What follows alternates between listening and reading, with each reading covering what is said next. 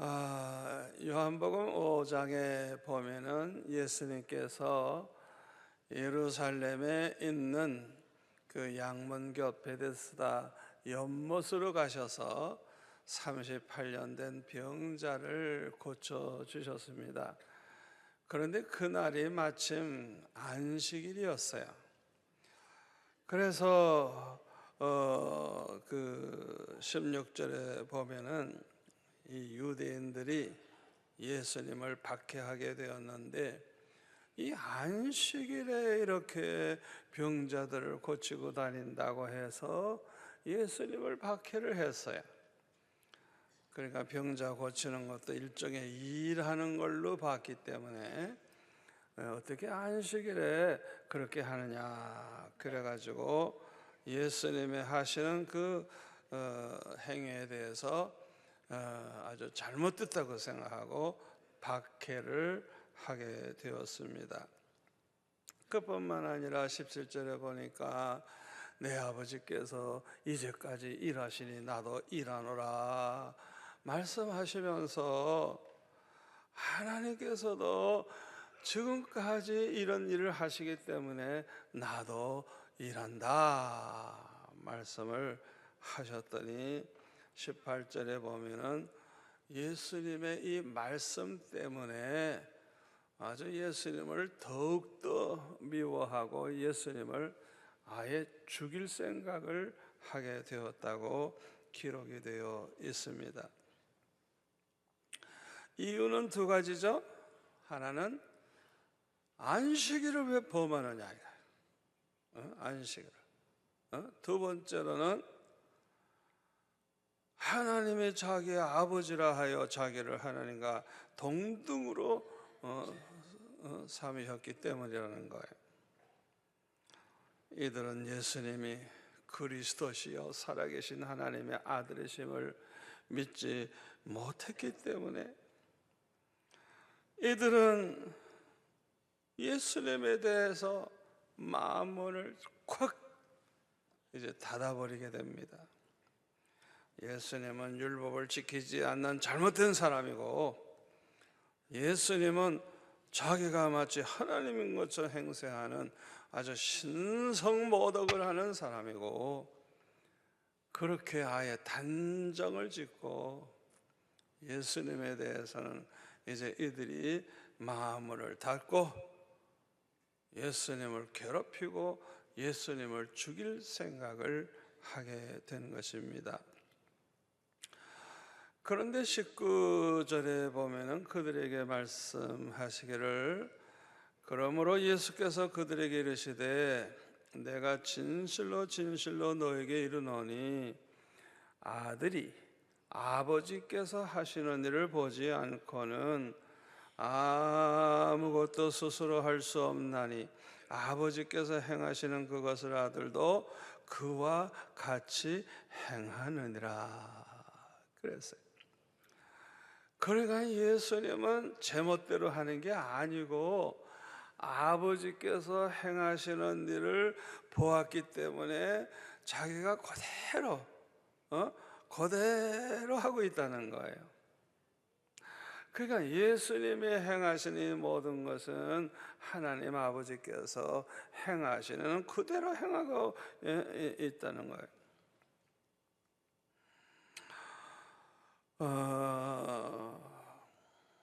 그러므로 예수님이 행하시는 것은 하나님이 행하신 것과 똑같다는 거예요.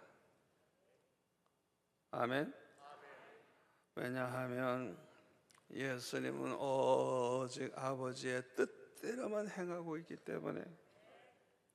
그래서 30절에 보니까 이렇게 말씀합니다. 내가 아무것도 스스로 할 수 없노라. 듣는 대로 심판하노니 나는 나의 뜻대로 하려 하지 않고 나를 보내신 이의 뜻대로 행하려 함으로 내 심판은 의로우니라. 그렇게 말씀을 하셨어요. 요한복음 6장 38절에 보면은 내가 하늘에서 내려온 것은 내 뜻을 행하려 함이 아니요 나를 보내신 이의 뜻을 행하려 함이니라. 나를 보내신 이의 뜻은 내게 주신 자 중에 내가 하나도 잃어버리지 아니하고 마지막 날에 다시 살리는 이것이니라 말씀하시면서 예수님은 전적으로 아버지의 뜻대로만 살고 있다는 걸 강조하고 있어요. 또 요한복음 8장 29절에 보면 우리 다 같이 읽을까요? 나를 보내신 이가 나와 함께 하시도다. 나는 항상 그가 기뻐하시는 일을 행함으로 나를 혼자 두지 아니하셨느니라. 예수님은 항상 하나님의 뜻대로만 행하시고 항상 하나님 기뻐하시는 일만 하고 계시기 때문에 우리 하나님께서는 언제나 함께 해주시고 절대로 혼자 두지 아니하셨다는 것. 아멘. 그러므로 예수님이 행하시는 모든 것은 다 의롭다는 것입니다. 잘못된 게 하나도 없다는 거예요. 그런데 31절에 보니까 예수님은 내가 만일 나를 위하여 증언하면 내 증언은 참되지 아니하되 나를 위하여 증언하시는 이가 따로 있으니 나를 위하여 증언하시는 그 증언이 참인 줄 아노라. 그렇게 말씀하시면서 예수님에 대해서 증언하시는 분이 있다고 말씀하고 있습니다. 그런데 31절에 보니까 예수님이 예수님 자신을 위해서 예수님이 증거하는 증언은 참되지 아니하다 그랬어요. 왜 예수님이 예수님을 위해서 증언하면 왜 그것이 참되지 않습니까? 그것은 성경에 근거해서 하시는 말씀이에요. 신명기 17장 6절에 보면은 하나님께서 이렇게 말씀하셨어요. 죽일 자를 두 사람이나 세 사람의 증언으로 죽일 것이요 한 사람의 증언으로는 죽이지 말 것이며. 이게 하나님 명령이에요. 어떤 사람을 이제 죽이려고 사형시키려고 할 때는 한 사람의 증언만 들어서는 안 된다는 거예요. 두 사람이나 세 사람의 증언을 듣고 확실하면 그때 그를 죽일 것이지 그렇지 않으면 죽일 수가 없다는 거예요. 그러니까 예수님도 예수님이 예수님 자신에 대해서 혼자서 증언한다고 하면 한 사람의 증언이니까 그것은 참되지 아니하다고 말씀하신 것입니다. 그래서 예수님에 대해서 증언하시는 분들이 따로 있다고 하시면서 첫 번째로는 세례 요한을 말씀하고 계시죠. 33절에 보면은 너희가 요한에게 사람을 보내매 요한이 진리에 대하여 증언하였느니라. 그러나 나는 사람에게서 증언을 취하지 아니하노라. 다만 이 말을 하는 것은 너희로 구원을 받게 하려 함이라. 요한은 켜서 비추이는 등불이라. 너희가 한때 그 빛에 즐거이 있기를 원하였거니와. 이렇게 예수님이 말씀을 하고 계십니다. 마태복음 3장에 가서 보면은 세례 요한은 유대 광야에서 이제 전도하죠. 회개하라 천국이 가까웠느니라 하면서 막 외쳤어요. 그런데 이 3절에 보니까 그는 선지자 이사야를 통하여 말씀하신 자라. 뭐라고 말씀했느냐? 광야에 외치는 자의 소리가 있어 이르되 너희는 주의 길을 준비하라 그가 오실 길을 곧게 하라 하였느니라 그랬습니다. 다시 말하면 옛날 벌써 이사야 때에 예언된 인물이 이 세례 요한은. 예수님이 오시기 전에 먼저 예수님 그 길을 곧게 하고 그 길을 준비하게 하기 위해서 보낸 사람이라는 것이죠. 여기서 세례 요한의 사명이 뭔지 우리가 알 수가 있습니다. 그런데 예수님은 말씀하시기를 34절에 보니까 나는 사람에게서 증언을 취하지 아니하노라 말씀을 하셨어요. 그 이유는 뭐냐? 세례 요한은 켜서 비추이는 등불이기 때문이라는 거예요. 요한복음 1장 6절에 보면은 하나님께로부터 보내심을 받은 사람이 있으니 그의 이름은 요한이라. 그가 증언하러 왔으니 곧 빛에 대하여 증언하고 모든 사람이 자기로 말미암아 믿게 하려 함이라. 그는 뭐라고요?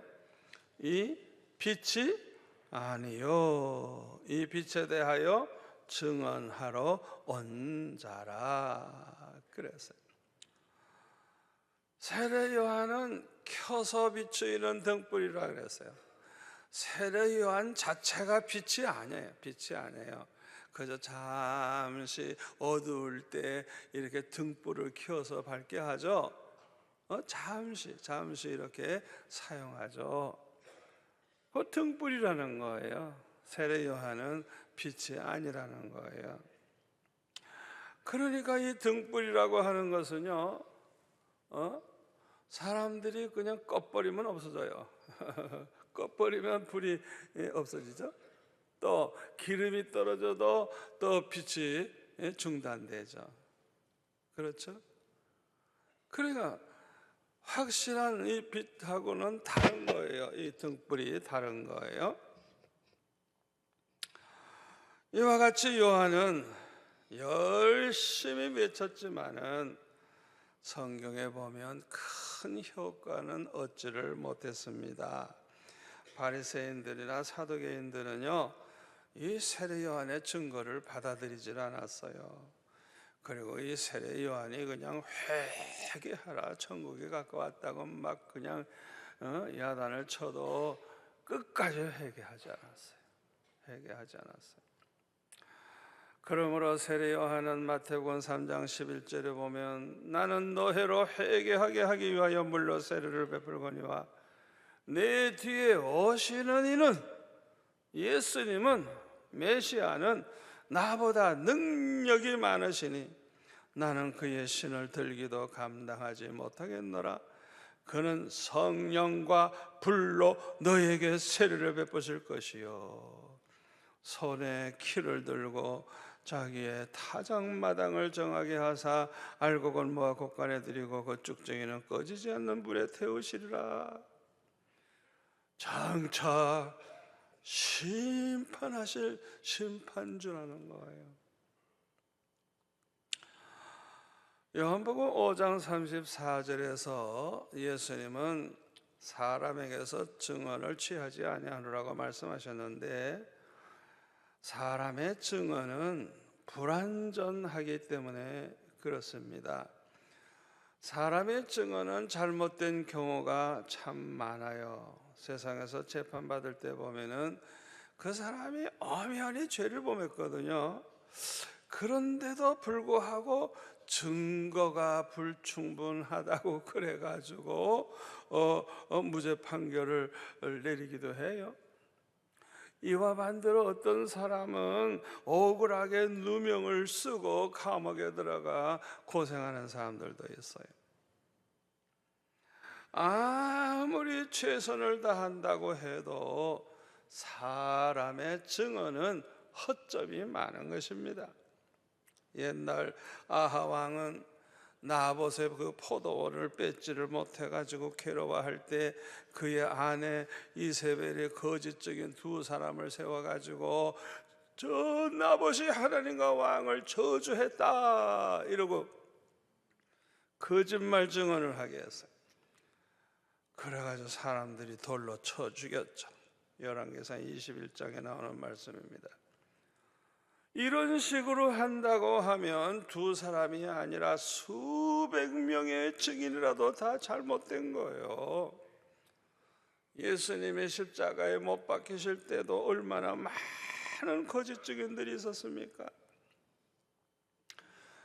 판단에는 세 가지가 있습니다. 하나는 다른 사람들이 나를 판단하는 게 있고요, 또 하나는 내가 나 자신을 판단하는 게 있어요. 세 번째로는 하나님이, 주님이 나를 판단하시는 것이 있어요. 다른 사람이 나를 판단하거나 내가 나를 판단하는 것은 얼마든지 잘못될 수 있어요. 오해할 수도 있고 잘못된 결정을 할 수도 있어요. 그래서 사도 바울은 고린도전서 4장 3절에 보면 너희에게나 다른 사람에게나 판단받는 것이 내게 매우 작은 일이라. 나도 나를 판단하지 아니하노니 내가 자책할 아무것도 깨닫지 못하나 그러나 이를 인하여 어렵다함을 얻지 못하노라. 다 같이요. 다만 나를 판단하실 이는 주시니라. 아멘. 그렇습니다. 나를 가장 올바르게 판단하실 수 있는 분은 오직 주님뿐입니다. 그러므로 우리는 함부로 남을 판단하려고 하지 마세요. 우리가 잘못 판단할 수 있어요. 그리고 너무 다른 사람이 나에 대해서 판단하는 것에 대해서 신경 쓸 필요가 없어요. 그 사람이 무슨 소리 해도 그거 다 맞는 소리 아니에요. 다른 사람들은요, 대개 내 과거를 생각하고 판단하는 경우가 많죠. 그러나 우리 하나님은요, 우리의 과거가 아무리 잘못된 것이 많아도 회개하고 새 사람이 되었으면 하나님은 우리의 과거를 보시지 않습니다. 믿으세요. 하나님은 현재의 나를 보십니다. 과거에 매이지도 마시고 과거 때문에 고민하지도 마시고 내 과거를 놓고 누가 얘기해도 너무너무 신경 쓰지 마세요. 중요한 것은 현재의 내 모습이 중요하다는 거예요. 왜요? 우리 하나님은요, 용서만 하시는 게 아니고 기억도 하지 아니하시고 누구든지 회개하고 새 사람이 되면 과거에서 해방, 완전히 해방입니다. 할렐루야. 과거 때문에 괴로워하지 마세요. 지금의 내가 중요한 거예요. 지금 내가 얼마나 하나님을 기쁘시게 하면서 살고 내가 얼마나 하나님의 사랑받는 자가 됐느냐, 그게 중요한 거예요. 사람의 판단에는 참 오해와 실수가 많습니다. 큰 회사에 다니시는 장로님이 사원들과 회식을 하고 계시는데 와, 다들 그냥 소주를 먹어가지고 얼굴이 시뻘게 가지고 그냥 그렇게 난리예요. 그러니까 마침 믿음이 별로 없던 집사 하나가 자기도 술 먹으러 왔다가 보니까 우리 그 장로님이 계셔서 어떻게 술을 얼큰하게 잘 쓸까, 그래가지고 오해를 했어요. 그런데 그 장로님은요, 믿음이 너무 좋으셔가지고 다른 분들이 아예 장로님을 위해서는 사이다를 준비해놨어. 그래서 장로님은 사이다 잡섰어요. 그런데 오해를 한 거예요. 이런 실수는 우리가 얼마든지 할 수 있는 거예요. 그러므로 예수님은 사람에게서 증언을 취하지 아니하신다고 말씀을 하신 것입니다. 예수님을 증언하시는 더 큰 증거가 있는데 하나님의 증거예요. 오늘 본문 36절에 보면은 내게는 요한의 증거보다 더 큰 증거가 있으니 아버지께서 내게 주사 이루게 하시는 역사, 곧 내가 하는 그 역사가 아버지께서 나를 보내신 것을 나를 위하여 증언하는 것이요. 그뿐만 아니라 37절에 또한 나를 보내신 아버지께서 친히 아주 직접 나를 위하여 증언하셨느니라. 너희는 아무 때에도 그 음성을 듣지 못하였고 그 형상을 보지 못하였으며 라고 했습니다. 예수님이 탄생하실 때 어떤 일이 벌어졌죠? 베들레헴 그 목자들에게 그냥 갑자기 하늘에서 그냥 천군 천사가 나타나 가지고 찬양을 하면서 이 세상에 구주가 나셨음을 얘기하면서 하늘에는 영광이요 이 땅에는 평화라고 그렇게 했지 않습니까? 하나님께서는 메시아 탄생을 이렇게 분명하게 보여주신 거예요. 또 마태복음 3장 16절에 보면 예수님이 세례를 받으시고 물에서 올라오실 때 하늘이 열리고 하나님의 성령이 그냥 비둘기같이 내려서 그 머리 위에 계시는 걸 봤다 그랬어요.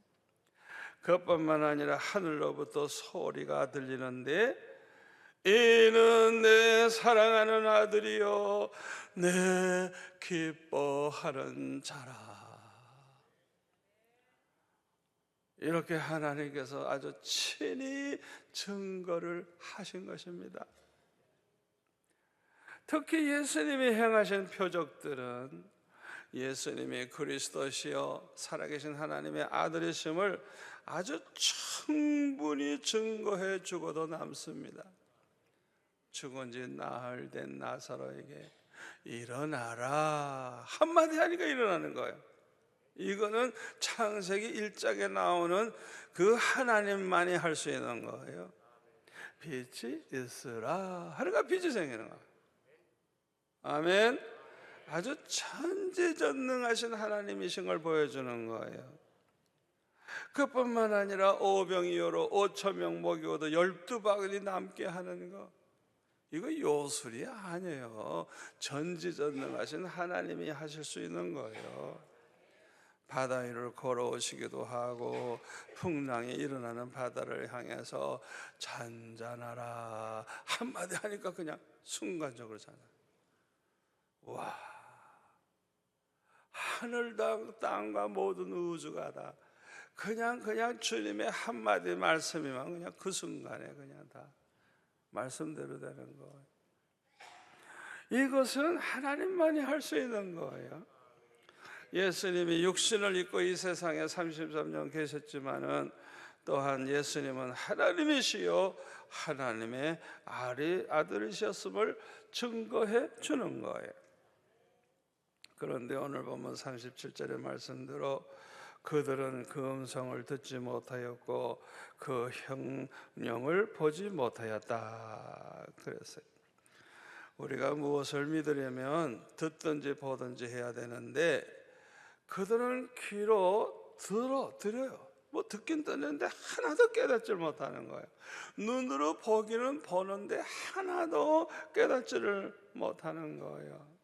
왜 이렇게 돼요?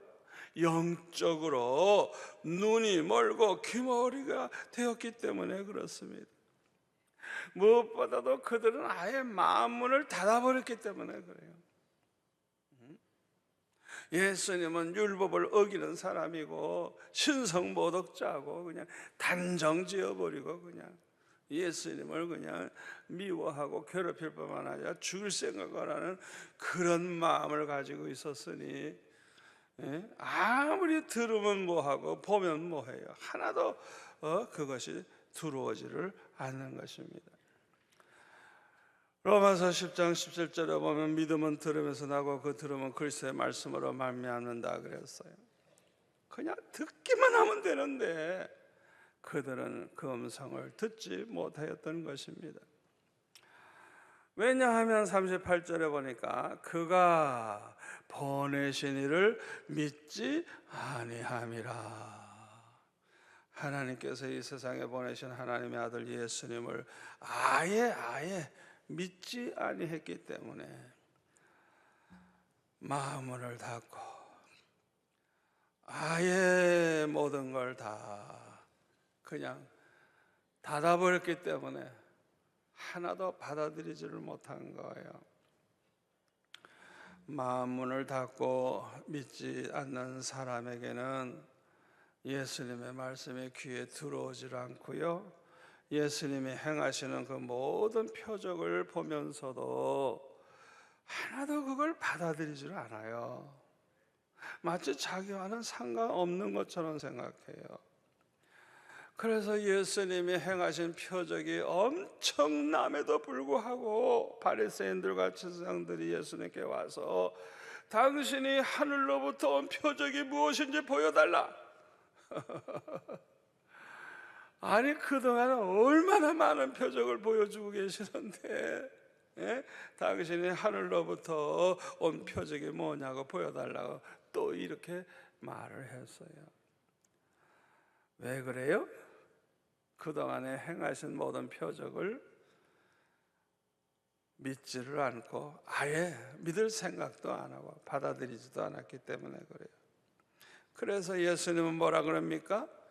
요나의 표적밖에는 너희들에게 보일 것이 없다. 요나가 바다에 빠졌다가 사흘 만에 다시 살아난 것처럼 예수님이 십자가에 못 박혀 죽으시고 장사되었다가 사흘 만에 부활하시는 표적밖에는 보일 표적이 없다는 말씀입니다. 우리가 어떤 병에 걸려도 불행하지만은 가장 불행한 것은 정신병입니다. 여러분 정신병원에 가보세요. 이건 완전히 그냥 짐승 취급받아요. 정신병에 걸리는 게 제일 불행한 거예요. 특별히 부부가 서로 사랑하면서 살아야 되는데 의처증, 의부증으로 인해서 비극 속에 사는 사람들이 많습니다. 이 정신병에 걸리면요, 아무리 말로 설득을 하려고 해도 안 믿어요. 확실한 증거를 보여주어도 믿지를 않아요. 왜요? 이 병에 한번 걸리면요, 아예 믿으려고 하질 않아요. 그리고 의심하는 눈으로 보고 듣기 때문에 무슨 소리를 해도 믿어지지를 않는 것입니다. 이로 말미암아 얼마나 많은 비극이 생기는지 몰라요. 이런 병에 걸린 사람하고는요 아무것도 할 수가 없어요. 참 불행한 일이죠. 제가 아는 어떤 집사님은 사업을 크게 하는데요, 한 군데서만 하는 게 아니에요. 사업이 굉장히 커요. 그래가지고 뭐 이렇게 건축을 해도 부산에만 하질 않아요. 뭐 창원에도 하고 그 청주에도 하고 여기저기 그냥 해서 어마어마하게 그렇게 사업을 하시는 분이에요. 그런데 이분에게 병이 있어요. 무슨 병이 있느냐? 사람을 절대 믿지 않는 병이 있어요. 자 보세요. 자기가 믿을 만한 사람이 있어서 그 사람들을 그곳에 하나하나 이렇게 심어 놓고 맡겨야 일이 되지. 자기는 몸뚱아리가 하나인데 아무도 안 믿으니까 죽으라고 돌아다니는 거예요. 죽으라고. 자기가 직접 뛰는 거예요. 하나님만이 할 수 있는 일을 자기가 하려고. 그러니 몸이 성합니까? 그분이 나타날 때만 잘하는 척하지. 아무도 믿어주지 않고 아무도 책임자로 세우질 않으니까 결국에는요 다 놓고 망합디다. 그냥 망해. 여러분, 그거는요 아주 비극을 가져오는 병입니다. 한번 우리 따라서 할까요? 속을 때 속더라도 믿어주자. 그게 건강한 거예요. 저는 사람을 보면 무조건 믿어요. 무조건 믿어요. 내가 속든지 문제가 생길 때까지 뭐 한 번 속아주는 건 괜찮으니까 나는 사람을 무조건 믿어요. 무조건 믿어요. 나쁜 사람을 봐도 이 사람은 좋은 사람이라고 믿어요. 나쁜 짓 하는 거 본 다음에 판단할 것이지. 그러니까요 마음이 편해요. 내 눈에는 다 믿을 수 있고 다 좋은 사람만 있고 이게 건강한 거예요. 왜 이렇게 아멘이 작아?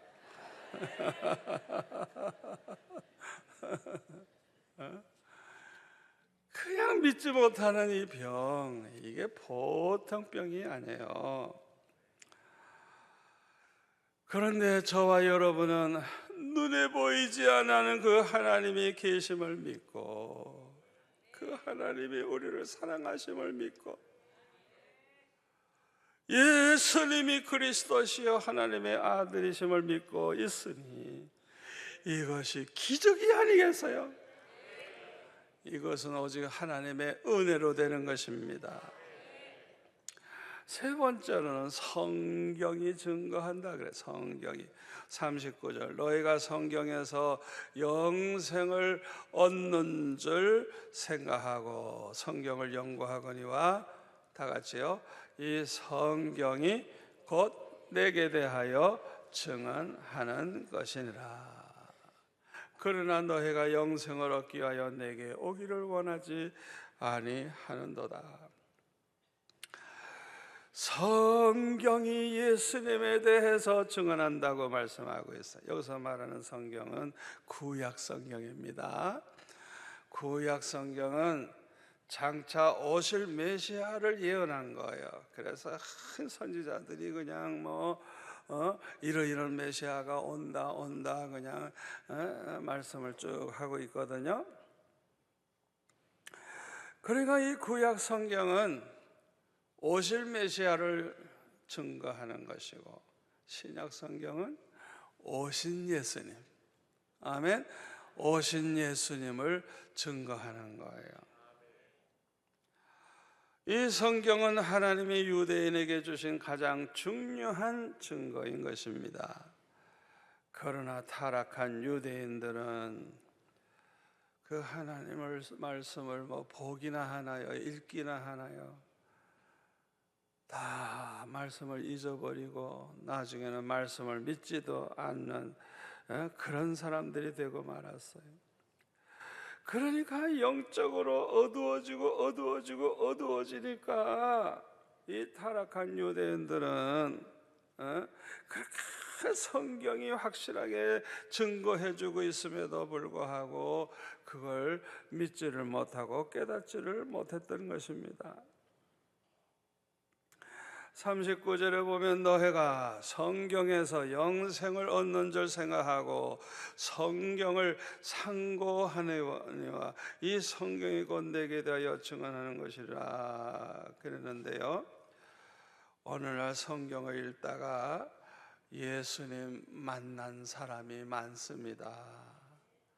성경을 읽다가 예수님을 알게 되고 예수 믿음으로 구원받아 영생을 얻게 된 사람들이 많이 있는 것입니다. 디모데후서 3장 15절에 보면 또 어려서부터 성경을 알았나니 성경은 능히 너로 하여금 그리스도 예수 안에 있는 믿음으로 말미암아 구원에 이르는 지혜가 있게 하느니라. 아멘. 이 성경을 알게 되면요 예수님을 알고 예수님을 믿음으로 구원 얻어서 영생에 이르게 되고, 이 성경이 구원 얻게 하는 지혜가 있대요. 성경. 벤 허라고 하는 유명한 책을 쓴 그 유명한 류 웰리스라고 하는 사람이 있죠. 이 사람은 미국 남북 전쟁 때 장군이었습니다. 그는 또한 글을 쓰는 문인이었어요. 그런데 이 사람은 예수를 안 믿어요. 그래서 성경에 나오는 기적과 이 모든 거, 뭐 천지 만물을 하나님이 창조하셨다든지, 뭐 홍해가 갈라졌다든지, 다 이거는 신화지, 이거는 사실이 아니라고 그렇게 자기는 생각을 했어요. 그런데 이 거짓된 이런 신화에 속아가지고 이 세상에 많은 그리스도인들이 매여 있는 것을 보고 안타깝게 생각하고, 어떻게 해서든지 그리스도인들을 이 굴레에서 벗어나게 해야 되겠다, 그렇게 생각하고 자기 친구와 같이 다짐을 했어요. 그래서 그는 구미 도서관에서 2년간 많은 자료를 수집하고 깊이 연구하면서 이 성경에 대한 이야기, 예수님에 대한 얘기가 다 거짓말이라는 것을 주장하는 그런 책을 쓰기 시작을 했습니다. 제 1장은 썼어요. 그런데 제 2장을 쓰려고 하는데 아무리 예수님의 그 모든 것을 부인하려고 해도 부인할 수 없는, 너무 확실하다는 것을 알게 되었어요. 아멘. 그래서 이 사람은요, 그냥 갑자기 무릎을 꿇고 엎드려서 당신은 나의 주, 나의 하나님이십니다, 이렇게 부르짖고 변화가 돼서 그는 오히려 예수님을 증거하는 그런 사람이 되었고, 벤이라고 하는 책을 써가지고, 여러분 영화 봤죠? 얼마나 유명한 영화입니까? 성경 가지고 연구하고 성경이 잘못된다는 걸 파고 들어가다가 그냥 주님을 만나고 주님을 알게 되고 구원을 받게 된 거예요. 아멘. 디모데후서 3장 16절에 보면 모든 성경은 다 같이요, 하나님의 감동으로 된 것으로 교훈과 책망과 바르게 함과 의로 교육하기에 유익하니 이는 하나님의 사람으로 어떻게 해요? 온전케 하며 모든 선한 일을 행하기에 온전케 하려 함이니라. 이 말씀대로 많은 사람들이 성경 읽다가 은혜 받고 너무너무 온전한 훌륭한 그런 믿음의 사람들이 되고 있는 것입니다. 우리는 성경을 읽을 때요, 무엇보다도 그 속에서 하나님의 사랑을 깨달아야 돼요. 하나님이 우리를 얼마나 사랑하시는지 성경 보다가 이거 깨닫는 사람은요, 은혜를 받아요. 은혜. 아멘. 하나님의 사랑이 그냥 성경 구절구절에서 그냥 그 사랑이 막 느껴지는 게 느껴져. 저는 창세기 1장 2장을 읽을 때 와, 하나님이 우리를 이렇게 사랑하시는구나. 아니고 아담과 하와 그를 위해서 우주와 만물과 모든 걸 만드시고 내가 이 만물을 너에게 주노라, 네가 다스려라, 먹어라. 이야, 우리 생각 같아서는 그저 적당하게 줄 것 같은데 하나님은 그렇지 않아요. 자자손손 수천 년 후대까지 먹고도 남도록 저와 여러분을 위해서도 하나님은 그렇게 준비해 놓고 계십니다. 주님은 저에게도 말씀하셨어요. 나를 위해서 준비해 놓은 게 그렇게 크고 많다고. 다만 네가 감당할 수만 있다면 얼마든지 주겠노라고. 저는 그 말씀을 믿고 사는 사람이에요. 그 말씀은 영원한 약속이에요. 중간에 취소되는 법 없어요. 저는 그 음성을 들은 다음부터 엄청난 축복을 받으면서 내가 감당하기 어려울 정도로 하나님이 엄청나게 축복을 해주시는데 제가 꿈 같은 삶을 살고 있습니다. 얼마나 감사한지 몰라요. 우리는 성경을 통해서 하나님이 어떤 분인가를 똑바로 깨달아야 됩니다. 우리 하나님은 천지와 만물을 창조하신 전지전능하신 하나님입니다. 또 절대 주권을 가지신 하나님이에요. 우리가 죽고 살고 흥하고 망하고 모든 것 하나님의 손에 있어요. 공중에 나는 참새 한 마리 떨어지는 것도 하나님의 허락이 없이는 절대 떨어지지 않아요. 요새 어떤 분이 나보고 와서 그래요. 목사님, 문재인 씨가 대통령 될 거 아닙니까? 나보고 그러더라고요.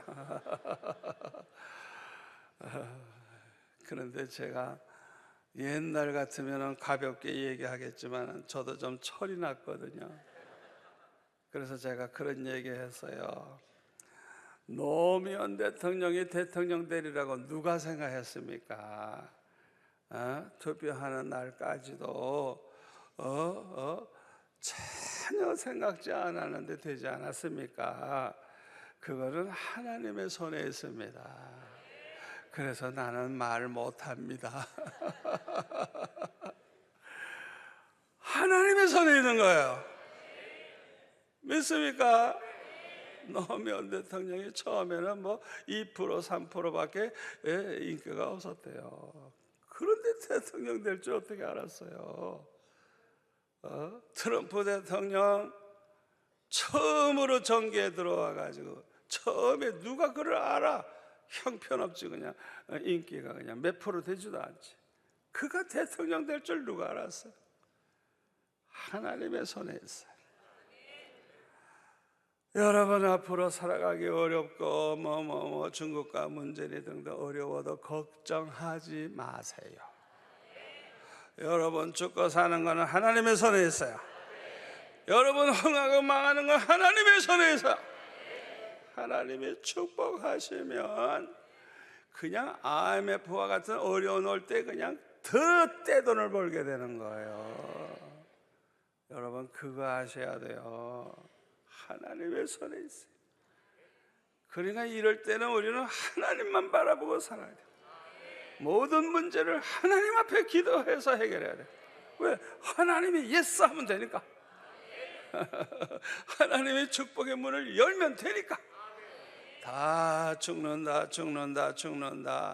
말기암이라고 해도 하나님이 살리시면 일어납니다.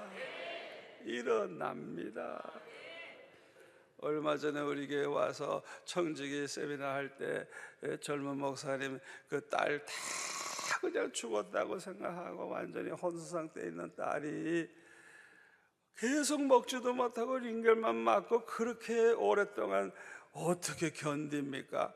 그 아이가 갑자기 정신이 맑아져 가지고 말이죠. 또 바깥에까지 막 걸어오는 거 여러분 봤죠? 하나님이 살리시면 모든 사람이 죽는다고 해도 일어나요. 아멘. 우리 하나님은 신실하신 하나님이에요. 어제나 오늘이나 영원토록 동일하신 하나님이에요. 한 번 말씀하시면 반드시 그 말씀대로 되게 하시고 그 말씀을 책임지시는 분이에요. 제가 그걸 체험했어요. 언제나 주님이 말씀해 주셔서 할렐루야 감사합니다. 그리고 그 말씀 붙잡고 살아가니까 알고 보니까 그냥 여호와의 일에 나에게 필요한 거 다 준비해 놓으시고 그냥 아무리 99% 안 될 것 같아도 그냥 하나님이 순탄하게 하시고, 신실하신 하나님. 우리 하나님은 사랑이 얼마나 많으신 분이냐. 우리가 아무리 하나님의 사랑을 크게 생각해도 그보다 더 크신 분입니다. 그래서 저는 그냥 하나님의 사랑이 깨달아질 때 깜짝깜짝 놀랄 때 있어요. 이야, 하나님의 사랑이 이렇게 크구나. 우리 인간의 그런 수준의 사랑 생각하지 마세요. 하나님의 사랑은 절대적인 사랑. 우리 하나님은 완전하신 하나님입니다. 실수가 없으십니다. 장차 심판하실 때도 실수하지 않습니다. 생명책에 기록된 자를 실수해가지고 심판하고 그런 일 없어요. 절대 실패하지 않아요. 실수하지 않아요. 완전하신 하나님이에요.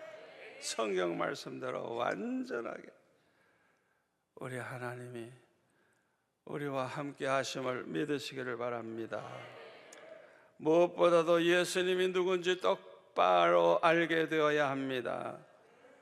그래서 왜 예수를 믿어야만 구원을 받는가를 알아야 돼요. 누구든지 예수님의 사랑을 깨닫게 되면 우리 주님께 감사하게 되고 주님을 사랑하게 되고 기쁨이 넘치게 되고 행복한 성도가 됩니다. 기도하겠습니다. 아버지 하나님 감사합니다. 오늘도 은혜 주시니 감사합니다. 이 험악한 세월에 우리는 오직 주님만 바라보고 오직 주님만 의지하고 담대한 믿음으로 살아 승리하게 도와주옵소서. 세상 보고 흔들리지 말게 하시고 주님 바라보고 담대하게 하여 주옵소서. 예수님의 이름으로 기도하옵나이다. 아멘.